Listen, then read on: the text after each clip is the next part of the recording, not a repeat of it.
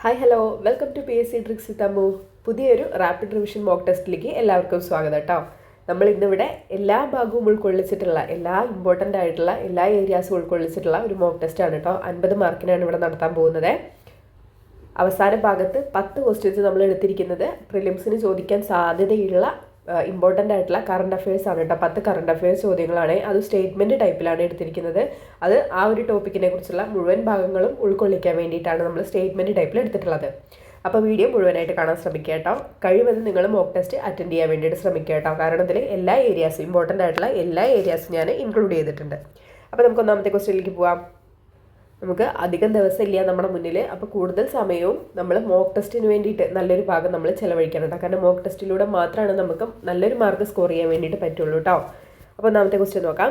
ചുവടെ പറയുന്നവയിൽ അറബിക്കടലുമായി തീരമുള്ള കേരളത്തിലെ ജില്ല ഏത്? ചുവടെ പറയുന്നവയിൽ അറബിക്കടലുമായി തീരമുള്ള കേരളത്തിലെ ജില്ല ഏത്? ഏതാണ്? ഓപ്ഷൻ സി കൊല്ലമാണ്. ഭരണഘടനയിൽ ആമുഖത്തിൽ പറയുന്ന സ്വാതന്ത്ര്യങ്ങളിൽ ഉൾപ്പെടാത്തത് ഏത്? ഭരണഘടനയിൽ ആമുഖത്തിൽ പറയുന്ന സ്വാതന്ത്ര്യങ്ങളിൽ ഉൾപ്പെടാത്തത് ഏത്?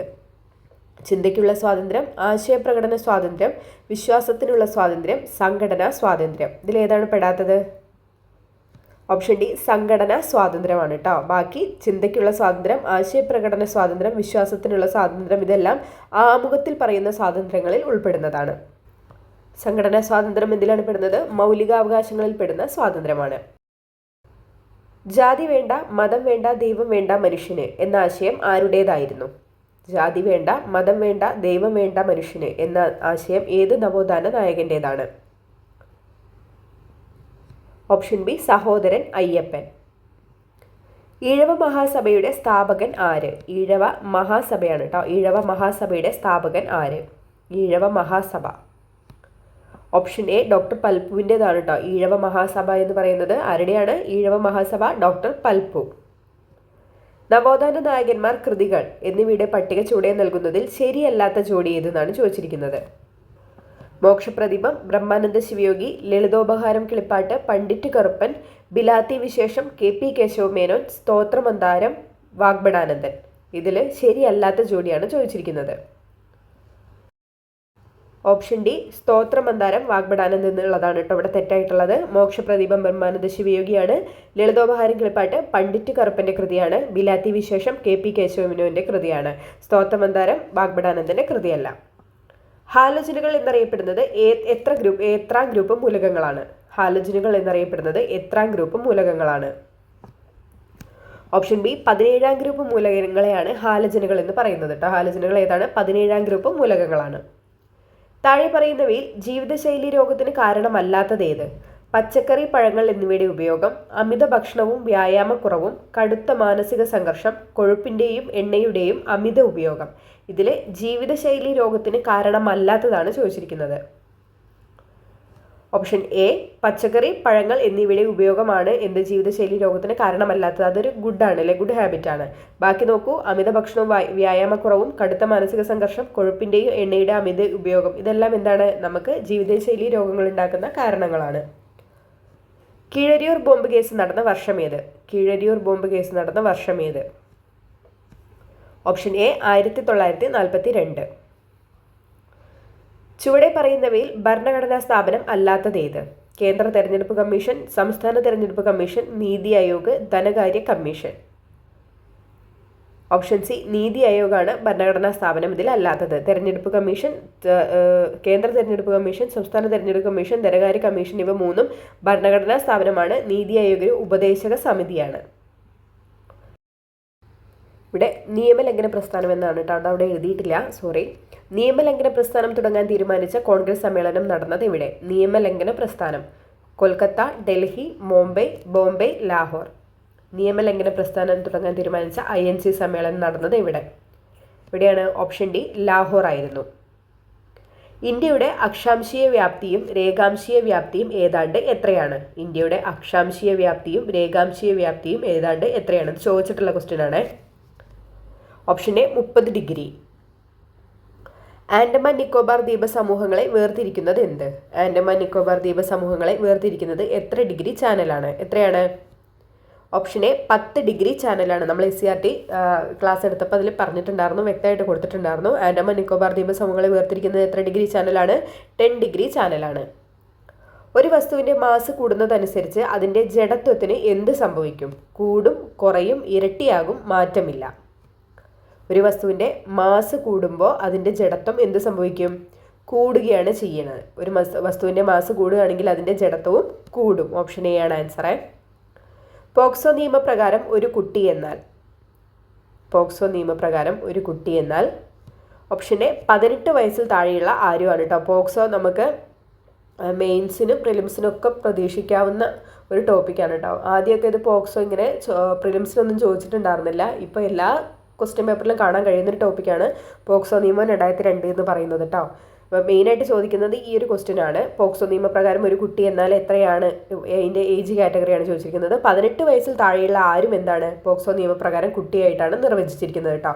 ആൺ പെൺ അവിടെ വ്യത്യാസമില്ല. 2 ആവാസ വ്യവസ്ഥകൾ പരസ്പരം അതിക്രമിച്ച് കിടക്കുന്ന ഭാഗം അറിയപ്പെടുന്നത്. 2 ആവാസ വ്യവസ്ഥകൾ തമ്മിൽ പരസ്പരം അതിക്രമിച്ച് കിടക്കുന്ന ഭാഗം അറിയപ്പെടുന്നത് എന്താണ്?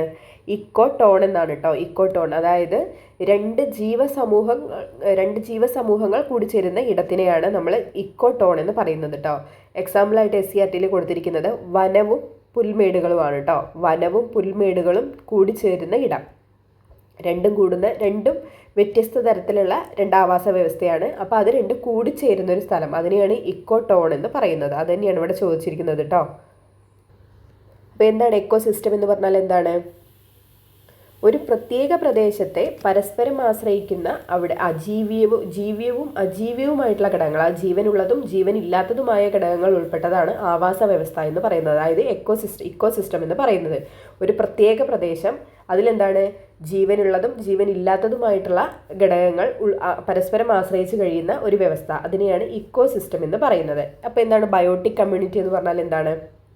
ഒന്നുമില്ല, അതിൻ്റെ മലയാളം വേർഡ് ജീവി സമുദായം എന്നാണ് കേട്ടോ. ജീവി സമുദായം എന്നാണ്. ജീവി സമുദായമാണ് biotic community.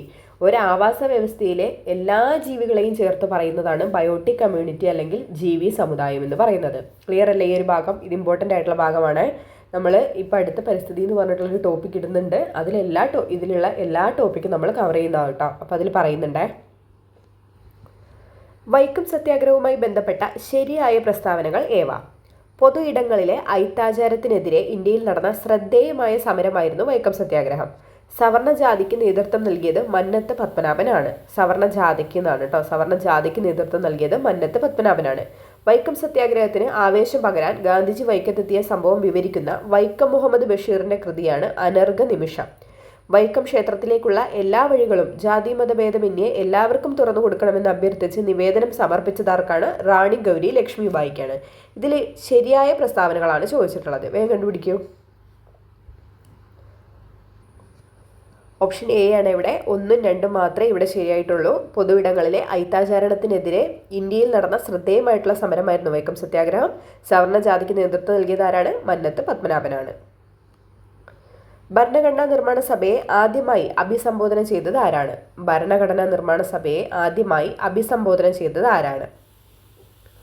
Option D JB Kripalani. ജലാശയത്തിന്റെ അടിത്തട്ടിലുള്ള നാണയം കുറച്ച് ഉയർന്നതായി തോന്നാൻ കാരണമായ പ്രകാശ പ്രതിഭാസം. ജലാശയത്തിന്റെ അടിത്തട്ടിൽ ഉള്ള നാണയം കുറച്ച് ഉയർന്നതായി തോന്നാൻ കാരണമായ പ്രകാശ പ്രതിഭാസം ഏതാണ്? ഓപ്ഷൻ സി അപവർത്തനമാണ് കേട്ടോ. ജലാശയത്തിന്റെ അടിത്തട്ടിലുള്ള നാണയം കുറച്ച് ഉയർന്നതായി തോന്നാൻ കാരണമായ പ്രകാശ പ്രതിഭാസം ഏതാണ്? അപവർത്തനം. ഗാദർ, ബങ്കർ എന്നിവ ഏത് തരം മണ്ണുമായി ബന്ധപ്പെട്ടിരിക്കുന്നു? ഗാദർ, ബങ്കർ എന്നിവ ഏത് തരം മണ്ണുമായിട്ടാണ് ബന്ധപ്പെട്ടിരിക്കുന്നത്? ഓപ്ഷൻ എ ലാറ്ററൈറ്റ് മണ്ണാണ് കേട്ടോ. ഗാദർ, ബങ്കർ എന്നിവ ഏത് തരം മണ്ണുമായിട്ട് ബന്ധപ്പെട്ടിരിക്കുന്നു? ലാറ്ററൈറ്റ് മണ്ണുമായിട്ടാണ് ബന്ധപ്പെട്ടിരിക്കുന്നത്. ഭരണഘടനയുടെ എത്രാം ഭാഗത്താണ് മൗലികാവകാശങ്ങളെക്കുറിച്ച് പ്രതിപാദിക്കുന്നത്?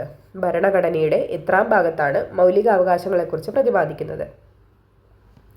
ഓപ്ഷൻ ബി ഭാഗം 3ലാണ് മൗലികാവകാശങ്ങളെക്കുറിച്ച് പറയുന്നത്. താഴെ കൊടുത്തിരിക്കുന്ന പ്രസ്താവനകളിൽ ശരിയായത് കണ്ടെത്താനാണ് ചോദിച്ചിരിക്കുന്നത്.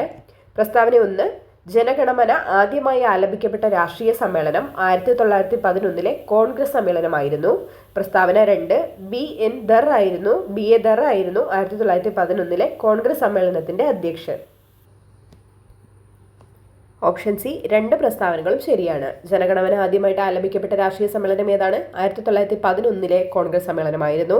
അതിന്റെ അധ്യക്ഷനാരായിരുന്നു BN ദർ ആയിരുന്നു. 1911 INC സമ്മേളനത്തിന്റെ അധ്യക്ഷനാരായിരുന്നു BN ദർ ആയിരുന്നു. അവിടെ വെച്ചിട്ടാണ് ആദ്യമായിട്ട് ജനഗണമന ആലപിക്കപ്പെടുന്നത്. നമ്മുടെ ദേശീയ ഗാനം ആലപിക്കാൻ വേണ്ട സമയം എത്രയാണ്? കിട്ടുന്നവരെ കമൻറ്റ് ചെയ്തേക്ക് കേട്ടോ. ദേശീയ ഗാനം ആലപിക്കാൻ വേണ്ട സമയം. ദേശീയ ഗാനം രചിച്ചിരിക്കുന്ന ഭാഷ ഏതാണ്? സ്ഥിരമായിട്ട് ചോദിക്കുന്ന ക്വസ്റ്റ്യനാണ്.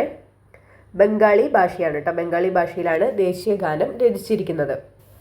അതുപോലെ തന്നെ വന്ദേ മാതരം നമ്മുടെ ദേശീയ ഗീതം ആദ്യമായിട്ട് ആലപിക്കപ്പെട്ട വർഷം ഏതാണ്? അത് 1896 കേട്ടോ. 1896 അതിൻ്റെ ഏത് സമ്മേളനം, ഏത് INC സമ്മേളനത്തിൽ വെച്ചിട്ടായിരുന്നു? കൊൽക്കത്ത INC സമ്മേളനത്തിൽ വെച്ചിട്ടായിരുന്നു കേട്ടോ. അതിൻ്റെ അധ്യക്ഷൻ എന്ന് പറയുന്നത് റഹ്മത്തുള്ള സയാനി ആയിരുന്നു കേട്ടോ. റഹ്മത്തുള്ള സയാനി ആയിരുന്നു. കൊൽക്കത്തയിൽ വെച്ചിട്ടായിരുന്നു INC സമ്മേളനം നടന്നിട്ടുണ്ടായിരുന്നത്. 1896 വന്ദേമാതരം ആലപിക്കാൻ എടുക്കുന്ന സമയം എത്രയാണ്? അത് 65 സെക്കൻഡാണ് കേട്ടോ. 65 സെക്കൻഡാണ്. ധർമ്മടം ദ്വീപ് ഏത് നദിയിലാണ്? ധർമ്മടം ദ്വീപ് ഏത് നദിയിലാണ്? അഞ്ചരക്കണ്ടിപ്പുഴ, ചാലിയാറ്, കബനി, ചന്ദ്രഗിരിപ്പുഴ. ഓപ്ഷൻ എ അഞ്ചരക്കണ്ടിപ്പുഴയിലാണ് ധർമ്മടം ദ്വീപ് സ്ഥിതി ചെയ്യുന്നത് കേട്ടോ. കേരളത്തിലെ ഏറ്റവും നീളം കൂടിയ കായൽ ഏത്? ഏറ്റവും നീളം കൂടിയതാണ് ചോദിച്ചിരിക്കുന്നത്. കേരളത്തിലെ ഏറ്റവും നീളം കൂടിയ കായൽ ഏതാണ്? ഓപ്ഷൻ സി വേമ്പനാട് കായലാണ് കേരളത്തിലെ ഏറ്റവും നീളം കൂടിയ കായൽ. പിന്നോക്ക സമുദായങ്ങൾക്ക് നിയമസഭയിൽ അർഹമായ പ്രാതിനിധ്യം നേടാൻ തിരുവിതാംകൂറിൽ സംഘടിപ്പിക്കപ്പെട്ട പ്രക്ഷോഭം ഏത്?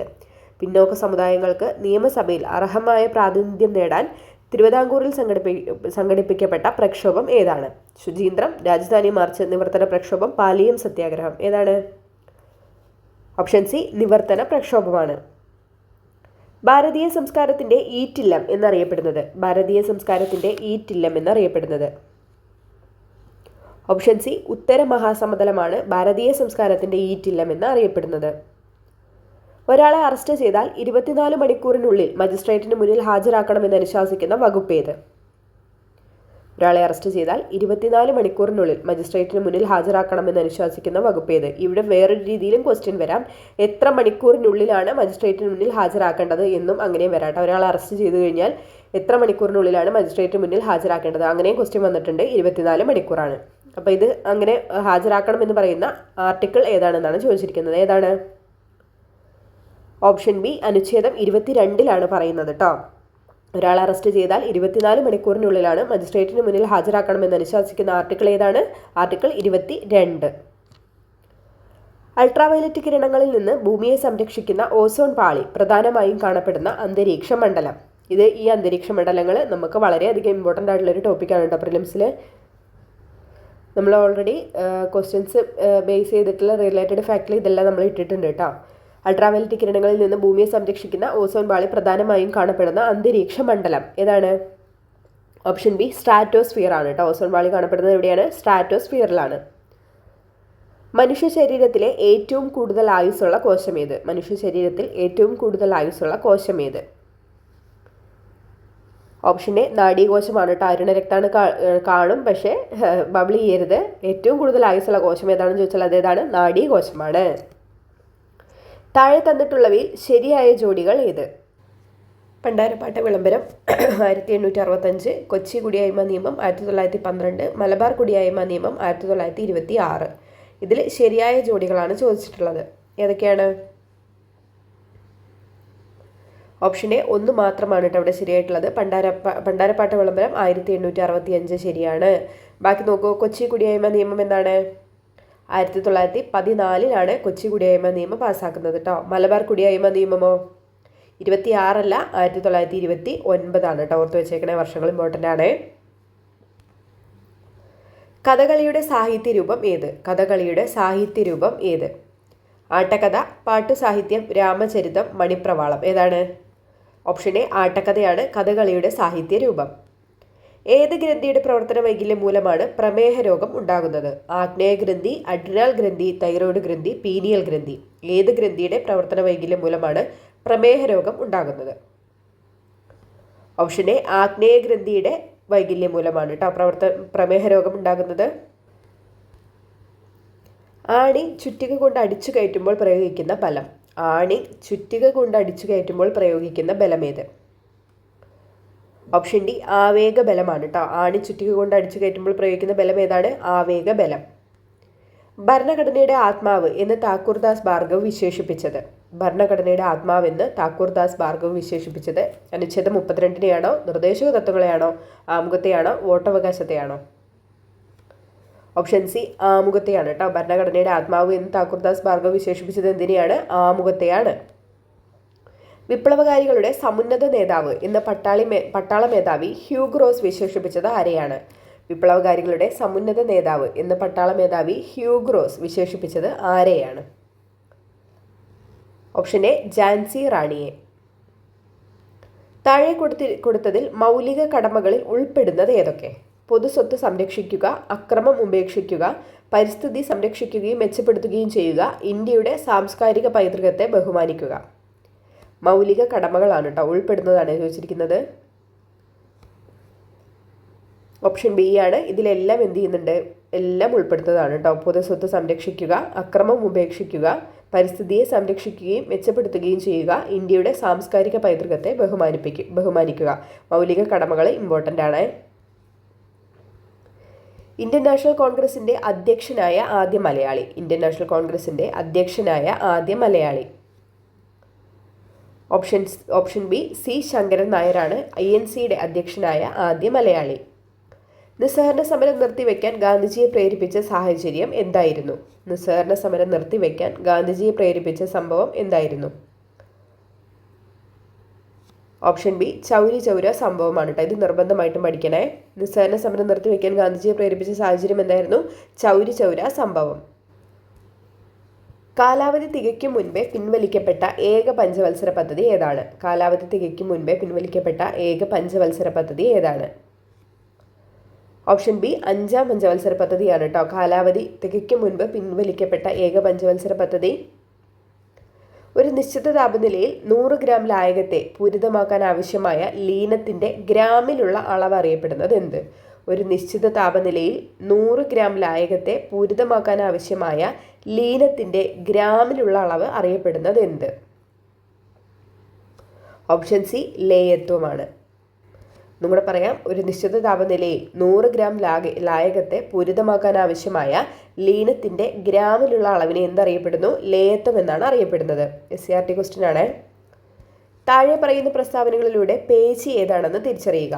ശാഖകളായി പിരിഞ്ഞ കോശങ്ങൾ, കുറുകെ വരകൾ കാണപ്പെടുന്നു, അനൈച്ഛിക ചലനങ്ങൾ സാധ്യമാക്കുന്നു.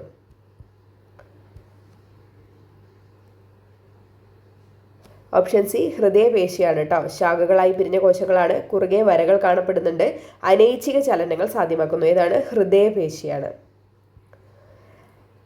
53ാമത് സുപ്രീം കോടതി ചീഫ് ജസ്റ്റിസ് ആരാണ്? 53ാമത് സുപ്രീം കോടതി ചീഫ് ജസ്റ്റിസ് ആരാണ്?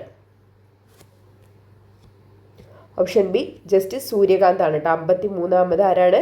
സൂര്യകാന്താണ്. 53ാമത് നമ്മൾ എത്രാമതാണെന്ന് പഠിച്ചു വെക്കണം കേട്ടോ. 53ാമതാണ് സൂര്യകാന്ത്. 2026 ഏഷ്യൻ ഗെയിംസിൻ്റെ വേദി. 2026 ഏഷ്യൻ ഗെയിംസിൻ്റെ വേദി.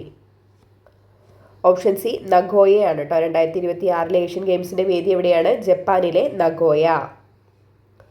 ഇന്ത്യൻ സീനിയർ വനിതാ ക്രിക്കറ്റ് ടീമിൽ ഇടം നേടിയ ആദ്യ മലയാളി താരം ആര്? ഇന്ത്യൻ സീനിയർ വനിതാ ക്രിക്കറ്റ് ടീമിൽ ഇടം നേടിയ ആദ്യ മലയാളി താരം ആര്? ഓപ്ഷൻ എ മിന്നുമണിയാണ് കേട്ടോ. മിന്നുമണിയാണ്. അതുപോലെ തന്നെ സഞ്ജന സജീവനും രണ്ടാമത് ക്രിക്കറ്റ് ടീമിൽ, ഇന്ത്യൻ വനിതാ ക്രിക്കറ്റ് ടീമിൽ ഇടം നേടിയ മലയാളിയാണ് കേട്ടോ. ഇവർ രണ്ടുപേരും ഏത് സ്വദേശികളാണെന്ന് ചോദിച്ചാൽ വയനാടാണ് കേട്ടോ. അവരുടെ ജന്മസ്ഥലം വയനാട് സ്വദേശികളാണ് മിന്നുമണിയും സഞ്ജന സജീവനും കേട്ടോ.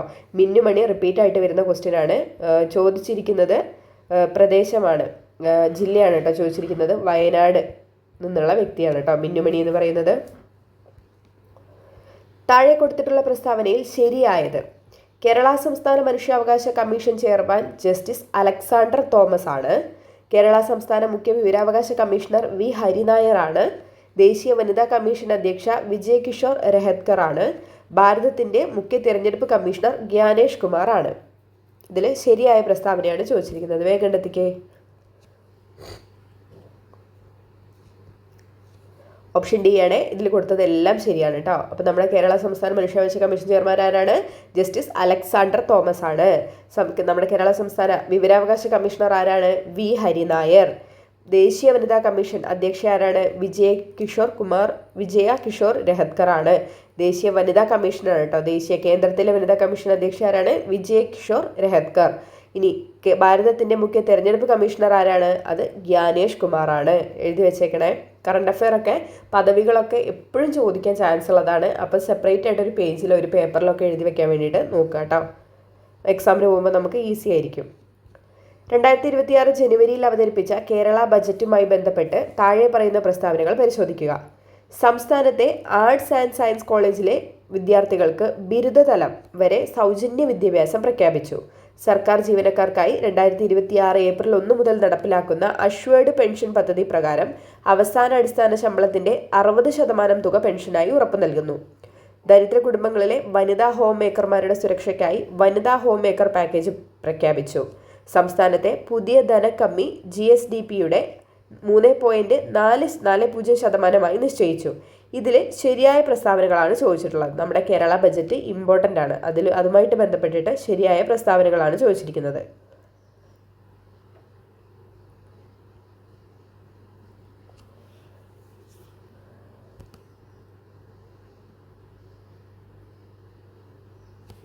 ഓപ്ഷൻ ബി ആണ് ആൻസർ. 1, 3, 4 മാത്രമാണ് ശരിയായിട്ടുള്ളത്. 1, 3, 4 മാത്രമാണ് ശരിയായിട്ടുള്ളത്. ഇവിടെ 2 തെറ്റാവാൻ കാരണം 60% 50% കേട്ടോ. എന്താണ് പെൻഷനായിട്ട് ഉറപ്പ് നൽകുന്നത്? അവരുടെ അടിസ്ഥാന ശമ്പളത്തിൻ്റെ 50% തുകയാണ് പെൻഷനായിട്ട് ഉറപ്പ് നൽകുന്നത്, 60% അല്ല കേട്ടോ. അപ്പോൾ നമുക്കൊന്ന് നോക്കിയാലോ. സംസ്ഥാനത്തെ ആർട്സ് ആൻഡ് സയൻസ് കോളേജിലെ വിദ്യാർത്ഥികൾക്ക് ബിരുദതലം വരെ സൗജന്യ വിദ്യാഭ്യാസം പ്രഖ്യാപിച്ചിട്ടുണ്ട്. സർക്കാർ ജീവനക്കാർക്കായി 2026 ഏപ്രിൽ 1 മുതൽ നടപ്പിലാക്കുന്ന അഷ്വേർഡ് പെൻഷൻ പദ്ധതി പ്രകാരം അവസാന അടിസ്ഥാന ശമ്പളത്തിൻ്റെ 50% തുക പെൻഷനായിട്ട് ഉറപ്പു നൽകുന്നുണ്ട്.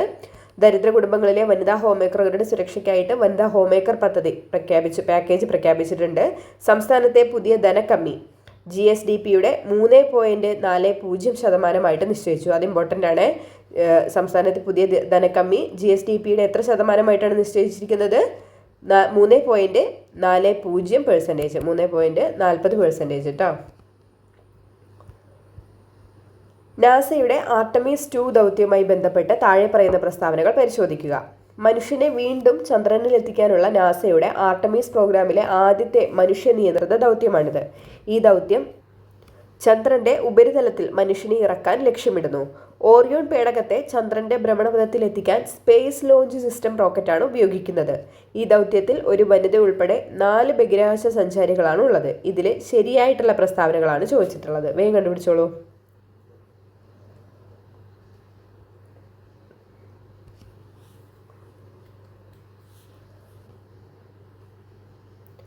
ഓപ്ഷൻ ബി ആണ് ആൻസർ. 1, 3, 4 ആണ് ഇവിടെ ആൻസർ ആയിട്ടുള്ളത്. ഈ 2 തെറ്റാൻ കാരണം ഈ മനുഷ്യന്മാരെ അവിടെ ഇറക്കാൻ വേണ്ടിയിട്ടല്ല കേട്ടോ ഇത് ലക്ഷ്യമിടുന്നത്. നമ്മുടെ ചന്ദ്രനെ ഒന്ന് ചുറ്റി പറന്നിട്ട് തിരിച്ച് സുരക്ഷിതമായിട്ട് ഭൂമിയിൽ ഇറങ്ങുക എന്നുള്ളതാണ് കേട്ടോ ലക്ഷ്യം. അവിടെ മനുഷ്യരെ ഇറക്കാനുള്ള ദൗത്യം ആർട്ടമീസ് 3 അവർ നോക്കുന്നത് കേട്ടോ. ആർട്ടമീസ് 3 മനുഷ്യരെ അവിടെ ഇറക്കാൻ വേണ്ടിയിട്ടുള്ള ലക്ഷ്യമായിട്ട് അവർ കാണുന്നത്. ഇത് എന്ന് പറഞ്ഞാൽ അവിടെ ചന്ദ്രനെ ചുറ്റിപ്പറ്റിയിട്ട് തിരിച്ച് സുരക്ഷിതമായിട്ട് ഭൂമിയിലേക്ക് തന്നെ തിരിച്ചു വരിക എന്നുള്ളതാണ് ആർട്ടമീസ് 2 ലക്ഷ്യമെന്ന് പറയുന്നത്. അപ്പോൾ നമുക്ക് നോക്കിയാലോ ബാക്കി ശരിയായിട്ടുള്ളത്. മനുഷ്യനെ വീണ്ടും ചന്ദ്രനിലെത്തിക്കാനുള്ള നാസയുടെ ആർട്ടമീസ് പ്രോഗ്രാമിലെ ആദ്യത്തെ മനുഷ്യ നിയന്ത്രിത ദൗത്യമാണിത്. മനുഷ്യനെ ഇറക്കാനല്ല, അതിന് ചന്ദ്രനെ ചുറ്റിപ്പറ്റി പോരാൻ വേണ്ടിയിട്ടാണ്, തിരിച്ച് സുരക്ഷിതമായിട്ട് തന്നെ തിരിച്ച് ഭൂമിയിൽ എത്താൻ വേണ്ടിയിട്ടുള്ള ഒരു ലക്ഷ്യമാണ്. ഓറിയോൺ പേടകത്തെ ചന്ദ്രൻ്റെ ഭ്രമണപഥത്തിലെത്തിക്കാൻ സ്പേസ് ലോഞ്ച് സിസ്റ്റം റോക്കറ്റാണ് ഉപയോഗിക്കുന്നത്.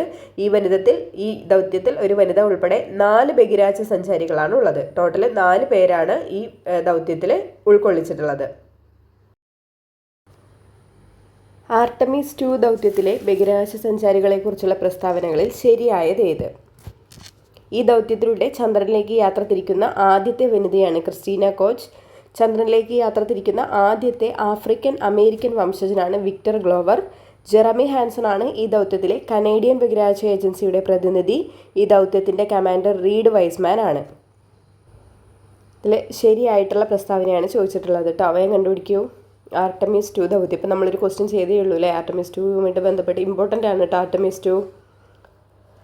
ഓപ്ഷൻ ഡി ആണ്. മുകളിൽ കൊടുത്തവയെല്ലാം എന്താണ് ശരിയാണ്. ഈ ദൗത്യത്തിലൂടെ ചന്ദ്രനിലേക്ക് യാത്ര തിരിക്കുന്ന ആദ്യ വനിത ആരാണ്? ക്രിസ്റ്റീന കോച്ചാണ്. ചന്ദ്രനിലേക്ക് യാത്ര തിരിക്കുന്ന ആദ്യത്തെ ആഫ്രിക്കൻ അമേരിക്കൻ വംശജനാരാണ്? വിക്ടർ ഗ്ലോവർ ആണ്. ജെറമി ഹാൻസൺ ആണ് ഈ ദൗത്യത്തിലെ കനേഡിയൻ ബഹിരാകാശ ഏജൻസിയുടെ പ്രതിനിധി. ഈ ദൗത്യത്തിൻ്റെ കമാൻഡർ ആരാണ്? റീഡ് വൈസ്മാൻ ആണ്. ഈ 4 പേരുടെ പേരും പഠിച്ചിരിക്കണം കേട്ടോ, ഇമ്പോർട്ടൻ്റ് ആണ്. നിലവിലെ ISRO ചെയർമാൻ ആര്? നിലവിലെ ISRO ചെയർമാൻ ആരാണ്? ഓപ്ഷൻ ഡി വി നാരായണനാണ് കേട്ടോ. വി നാരായണനാണ് നിലവിലെ ISRO ചെയർമാൻ. 2026 മാർച്ചിൽ പ്രഖ്യാപിച്ചിരുന്ന കേന്ദ്ര സാഹിത്യ അക്കാദമി അവാർഡുകളുമായി ബന്ധപ്പെട്ട താഴെ പറയുന്ന പ്രസ്താവനകൾ പരിശോധിക്കുക. മലയാള ഭാഷയിലെ പുരസ്കാരത്തിന് പ്രശസ്ത എഴുത്തുകാരൻ N പ്രഭാകരൻ അർഹനായി. അദ്ദേഹത്തിൻ്റെ പുലിജന്മം എന്ന നാടകത്തിനാണ് ഈ വർഷത്തെ പുരസ്കാരം ലഭിച്ചത്. ഇംഗ്ലീഷ് ഭാഷയിലെ പുരസ്കാരം ക്രിംസൺ സ്പ്രിംഗ് എന്ന നോവലിലൂടെ നവതേജ് സർണ കരസ്ഥമാക്കി. ഇന്ത്യൻ ഭരണഘടനയുടെ 8ാം ഷെഡ്യൂളിൽ ഉൾപ്പെട്ടിട്ടുള്ള 22 ഭാഷകൾക്ക് മാത്രമാണ് ഈ പുരസ്കാരം നൽകുന്നത്. മുകളിൽ നൽകിയിട്ടുള്ള പ്രസ്താവനയിൽ ശരിയായിട്ടുള്ള പ്രസ്താവനകളാണ് ചോദിച്ചിട്ടുള്ളത്. വേഗം കണ്ടുപിടിച്ചേ. നമ്മുടെ 2026 കേന്ദ്ര സാഹിത്യ അക്കാദമി അവാർഡുമായിട്ട് ബന്ധപ്പെട്ടിട്ടുള്ള ക്വസ്റ്റ്യൻ ആണ്, ഇമ്പോർട്ടൻ്റ് ആണ്.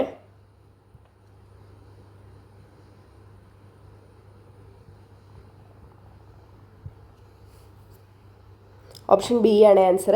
1ഉം 3ഉം മാത്രമാണ് ശരിയായിട്ടുള്ളത്. 1ഉം 3ഉമാണ് ശരിയായിട്ടുള്ളത്. എന്താണ് ഒന്നാമത്തെ സ്റ്റേറ്റ്മെൻറ്റ്? മലയാള ഭാഷയിലെ പുരസ്കാരത്തിന് ആർക്കാണ് ലഭിച്ചിരിക്കുന്നത്?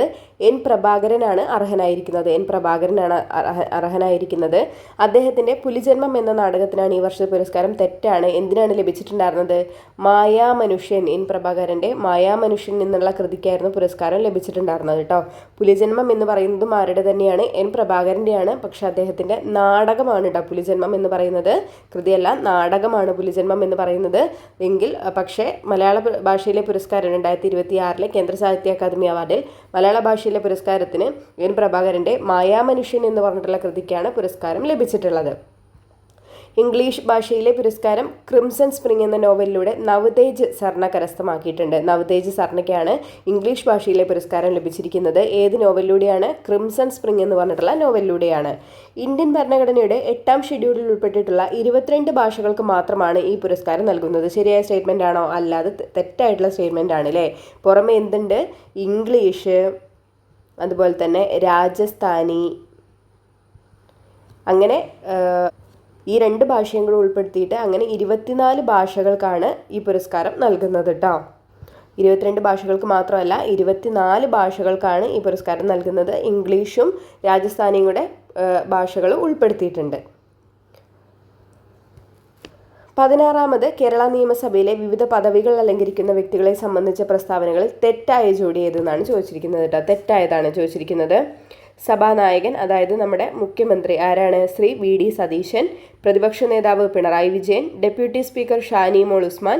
Government chief whip KB Ganesh Kumar. വേഗം കണ്ടുപിടിച്ചേ. തെറ്റായ ജോഡിയാണ് ചോദിച്ചിരിക്കുന്നത്.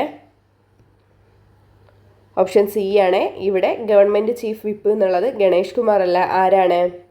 അപ്പു ജോൺ ജോസഫ് ആണ് കേട്ടോ. അപ്പു ജോൺ ജോസഫ് ആണ് ഗവൺമെൻറ് ചീഫ് വിപ്പ് കേട്ടോ. അപ്പു ജോൺ ജോസഫ് ആണ്. ബാക്കിയെല്ലാം ശരിയായിട്ടുള്ളതാണ് കേട്ടോ. മുഖ്യമന്ത്രിനെ നമുക്കറിയാം ശ്രീ VD സതീശനാണ്. പ്രതിപക്ഷ നേതാവ് പിണറായി വിജയനാണ്. ഡെപ്യൂട്ടി സ്പീക്കർ ഷാനി മോൾ ഉസ്മാനാണ്. ഗവൺമെൻറ് ചീഫ് വിപ്പാരാണ്? അപ്പു ജോൺ ജോസഫാണ്. എങ്ങനെയുണ്ടായിരുന്നു ക്വസ്റ്റ്യൻസ്? നല്ല ക്വസ്റ്റ്യൻസ് ആയിരുന്നോ? ഏകദേശം നമ്മൾ എല്ലാ ഏരിയയും നമ്മൾ കവറാക്കിയിട്ടുണ്ട് കേട്ടോ ക്വസ്റ്റ്യൻസ്. പിന്നെ 10 മാർക്ക് നമ്മൾ ഇമ്പോർട്ടൻ്റ് ആയിട്ടുള്ള കറണ്ട് അഫെയർ ഉൾപ്പെടുത്തിയിട്ടുണ്ട്. അപ്പം നിങ്ങൾക്ക് എത്ര മാർക്ക് കിട്ടി എന്നുള്ളത് നിങ്ങൾ കമൻറ്റ് ചെയ്യുക കേട്ടോ.